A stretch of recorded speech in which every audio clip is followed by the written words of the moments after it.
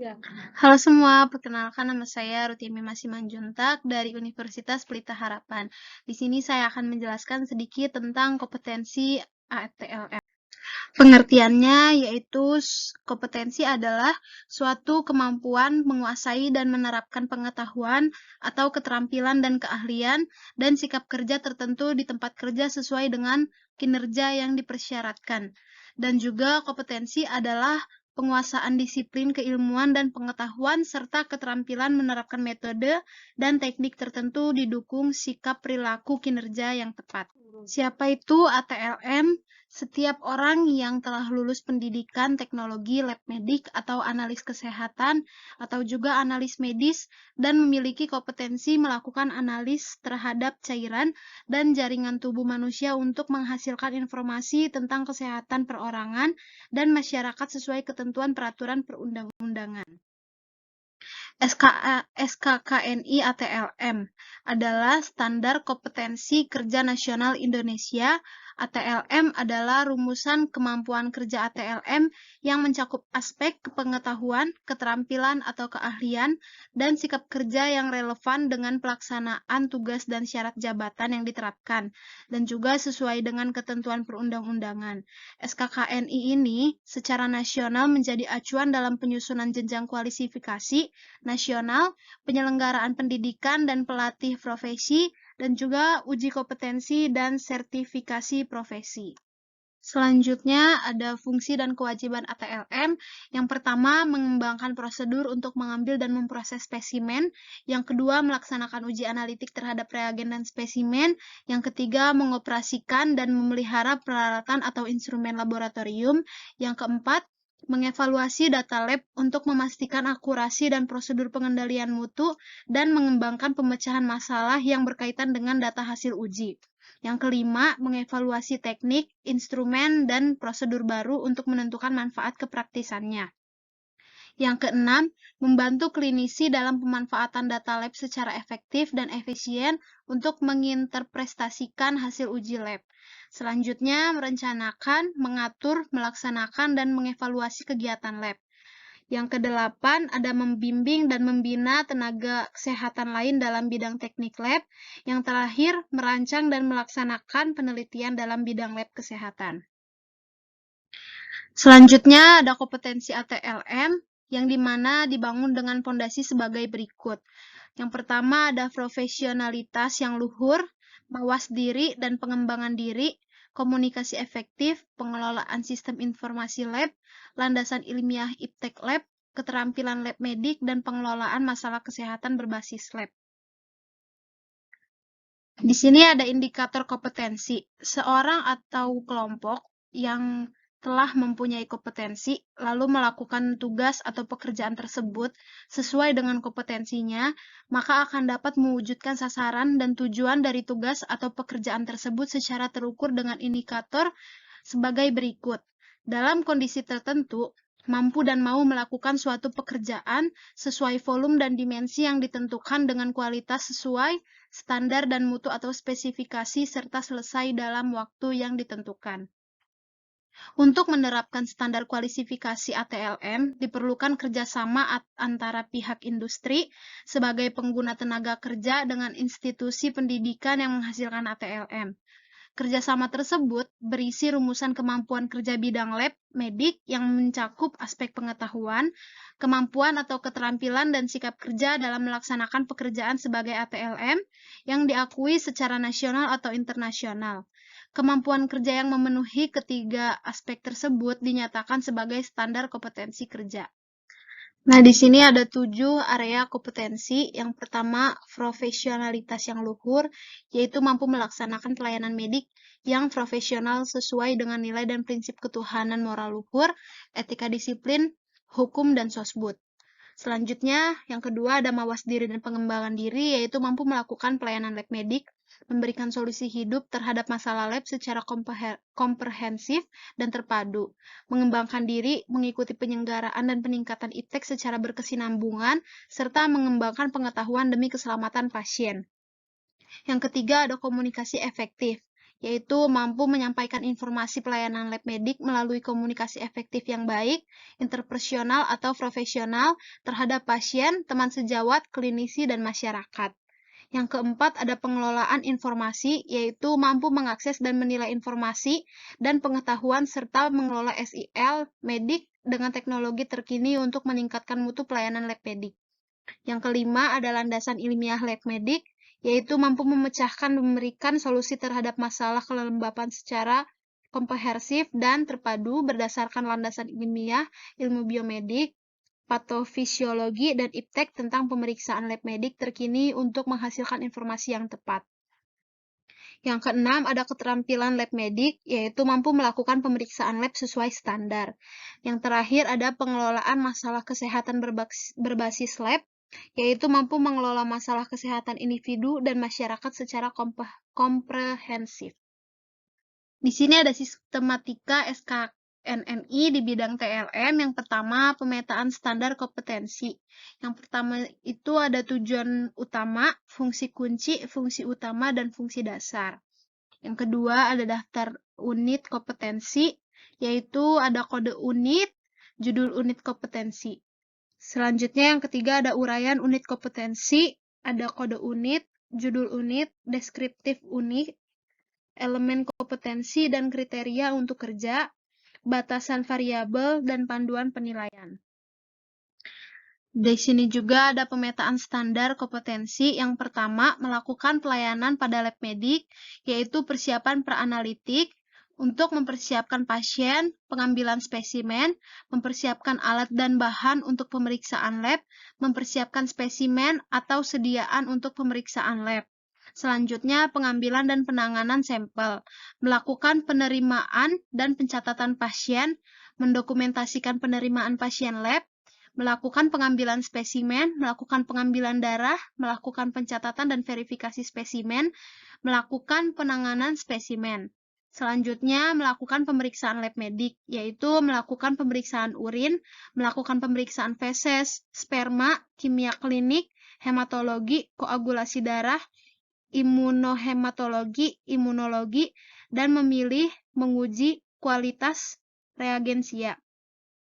Dan juga menggunakan dan mengkalibrasi secara sederhana alat lab, memilih dan menggunakan mutu internal lab, membuat hasil laporan lab. Selanjutnya, melakukan pemeriksaan lab klinik, yaitu melakukan penanganan dan menilai kualitas spesimen. Melakukan pemeriksaan khusus di bidang hematologi, kimia klinik, imunologi. Melakukan penanganan dan menilai kualitas pemeriksaan konfirmasi, membuat laporan hasil pemeriksaan lab, melakukan verifikasi terhadap proses analis spesimen. Melakukan kegiatan K3 di lab menggunakan piranti lunak dan integrasi data. Selanjutnya, pengendalian mutu lab klinik. Mengkoordinasikan kegiatan operasional teknis operasional lab di lingkup bidangnya, melakukan audit mutu internal, melakukan verifikasi dan pengendalian mutu internal lab, mengatur pengawasan kinerja staf. Selanjutnya, penjamin mutu lab klinik, melakukan validasi secara analitis terhadap hasil pemeriksaan lab, membantu klinis dalam pemanfaatan data lab secara efektif dan efisien, membuat perencanaan kegiatan teknis operasional lab, membimbing dan membina ahli media TLM dalam bidangnya, melakukan pengendalian ketidaksesuaian dan tindakan korektif pada proses di bagiannya, mengelola risiko kegiatan teknis operasional lab, merencanakan dan mengevaluasi BHP lab, melakukan verifikasi pengendalian mutu internal lab, dan merencanakan mengevaluasi program K3 di lab. Selanjutnya, mengelola program kalibrasi dan uji fungsi alat ukur lab, mengelola program audit mutu internal, melakukan tindakan korektif terhadap ketidaksesuaian pada sistem mutu, melakukan pengendalian dokumen dan rekaman mutu, melakukan evaluasi dan pengukuran sasaran mutu, menerapkan sistem manajemen mutu. Selanjutnya, pengelolaan sistem lab klinik, yaitu membuat rencana pembangunan pelayanan lab, mengelola SDM, merencanakan sarana dan prasarana lab, merencanakan dan memantau sistem manajemen lab, mengevaluasi dan menindaklanjuti pelaksanaan sistem manajemen lab, dan menyelesaikan masalah teknis pada kegiatan operasional lab. Selanjutnya, pengembangan dan konsultasi teknis lab klinik, yaitu memberikan saran dan strategi dalam pengelolaan pelayanan lab, memberikan saran dalam pengembangan teknologi dan pelayanan lab, memberikan konsultasi teknik analis pemeriksaan di lab, memberikan saran dan bimbingan dalam perencanaan dan menerapkan sistem manajemen mutu SMM, dan melakukan kajian ilmiah terhadap kasus dan temuan di lab. Yang kedua, memberikan pelayanan pada lab mikrobiologi klinik.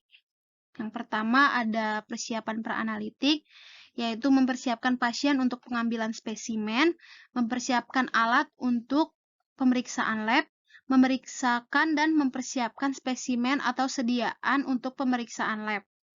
Ya, selanjutnya ada pengambilan dan penanganan sampel, yaitu melakukan penerimaan dan pencatatan pasien, mendokumentasikan penerimaan pasien lab, melakukan pengambilan spesimen, melakukan pengambilan darah, melakukan pencatatan dan verifikasi spesimen, melakukan penanganan spesimen.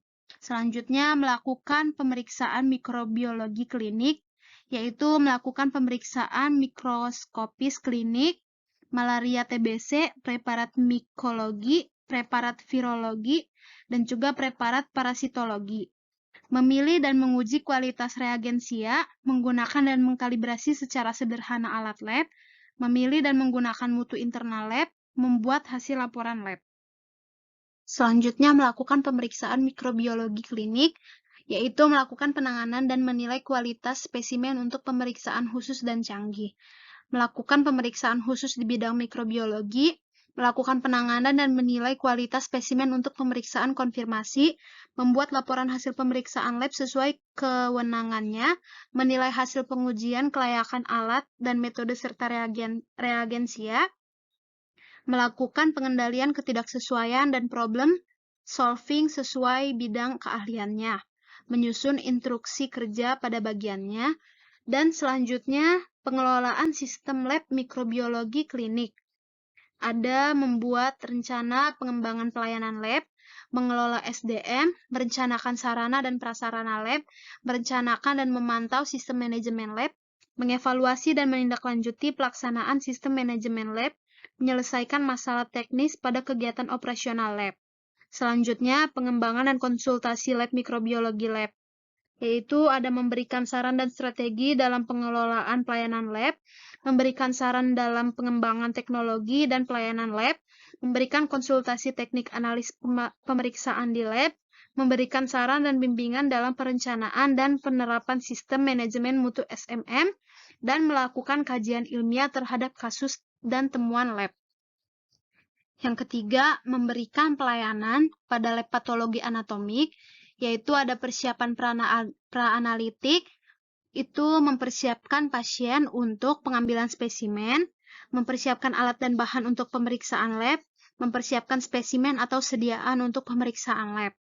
Selanjutnya ada penanganan sampel, yaitu melakukan pencatatan dan verifikasi spesimen, melakukan penanganan jaringan, melakukan penanganan sampel sipatologi, melakukan proses jaringan, melakukan pembuatan sediaan histopatologi, melakukan potong beku jaringan, melakukan pewarnaan histopatologi, melakukan pewarnaan Papa Nicolau, melakukan pewarnaan histokimia, memilih dan menguji kualitas alat dan reagensia, melakukan kalibrasi internal terhadap alat ukur lab, melakukan pengendalian mutu internal lab, membuat dokumen laporan hasil pengerjaan teknis lab patologi anatomik, melakukan verifikasi terhadap proses penanganan sampel di lab, menggunakan piranti lunak dan integrasi data, dan melaksanakan kegiatan K3 di lab.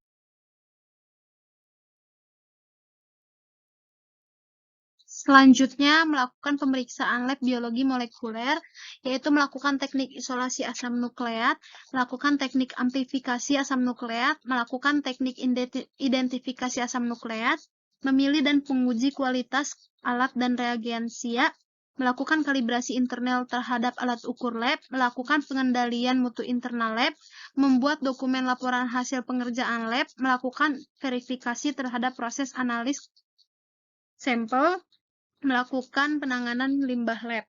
Selanjutnya, pengendalian mutu lab biologi molekuler menggunakan aplikasi bioinformatika, melakukan pemeriksaan protein biomarker, melakukan teknik isolasi plasmid, melakukan teknik transformasi asam nukleat, melakukan teknik kultur sel, melakukan teknik DNA sequencing, melakukan teknik whole genome sequencing atau WGS, membuat dokumen laporan hasil pemeriksaan lab, mengkoordinir kegiatan teknis operasional lab di lingkup bidangnya, melakukan audit mutu internal, melakukan verifikasi pengendalian mutu internal lab, mengatur pembagian tugas dan tanggung jawab personal, melakukan pengawasan kinerja staf. Selanjutnya, penjamin mutu lab biologi molekuler, melakukan validasi teknis terhadap pemeriksaan lab, membuat perencanaan dan pengawasan kegiatan teknis operasional lab, mengorganisasikan kegiatan teknis operasional lab, melakukan pengendalian ketidaksesuaian dan tindakan korektif pada proses di bagiannya, mengelola risiko kegiatan teknis operasional lab, merencanakan dan mengevaluasi BHP lab, melakukan verifikasi pengendalian mutu internal lab, merencanakan dan mengevaluasi program K3 di lab, mengelola program kalibrasi dan uji fungsi alat ukur lab, mengelola program audit mutu internal, melakukan tindakan korektif terhadap ketidaksesuaian pada sistem mutu, melakukan pengendalian dokumen dan rekaman mutu, melakukan evaluasi dan pengukuran sasaran mutu. Selanjutnya, pengelolaan sistem lab biologi molekuler, yaitu membuat rencana pengembangan pelayanan lab, merencanakan sarana dan prasarana lab, merencanakan dan memantau sistem manajemen lab, mengevaluasi dan menindaklanjuti pelaksanaan sistem manajemen lab. Selanjutnya, pengembangan dan konsultasi lab biologi molekuler, memberikan saran dan strategi dalam pengelolaan pelayanan lab, memberikan saran dalam pengembangan teknologi dan pelayanan lab, memberikan konsultasi teknis analis pemeriksaan di lab, memberikan saran dan bimbingan dalam perencanaan di penerapan SMM, melakukan kajian ilmiah terhadap kasus dan temuan lab, melakukan inovasi terhadap pengembangan tes biomarker penyakit berbasis lab. Sekian penjelasan saya, terima kasih.